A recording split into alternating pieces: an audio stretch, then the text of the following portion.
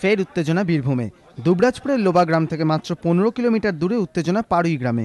CPM Trinamool কর্মীদের সংঘর্ষে উত্তপ্ত এলাকা। লোবার ঘটনার প্রতিবাদে রাজ্য সরকারের ব্যর্থতার অভিযোগে শুক্রবার দুপুরে এলাকায় মিছিলের ডাক দেয় সিপিএমের অভিযোগ, মিছিলে লাঠি, ইট, তীরধনুক নিয়ে হামলা চালায় তৃণমূল কর্মীরা। ভাঙচুর করা হয় দলীয় কার্যালয়। সিপিএমের দাবি, হামলায় আহত হয়েছেন বেশ কয়েকজন দলীয় সমর্থক।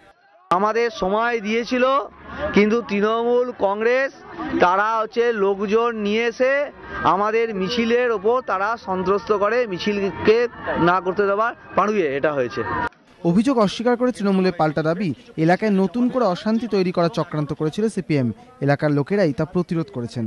অভিযোগটা সম্পূর্ণ ভিত্তিহীন, পরিকল্পিতভাবে ওদেরই এখানে একটা আজকে তাণ্ডব চালাবার পরিকল্পনা ছিল, যেটা আমরা আগাম আন্দাজ করে আমরা প্রতিরোধ করেছিলাম। বিভিন্ন জায়গা থেকে আমাদের লোকরা প্রতিরোধ করেছিল। মানুষ তো নেই, পাড়ুইয়ের কোনো একটা লোক নেই, পাড়ুই এলাকার, বিশেষ করে পাড়ুই এলাকার কোনো লোক নেই। বাইরে থেকে হারমাত নিয়েছে, সেইগুলোকে নিয়েছে তারা এইগুলো করেছে।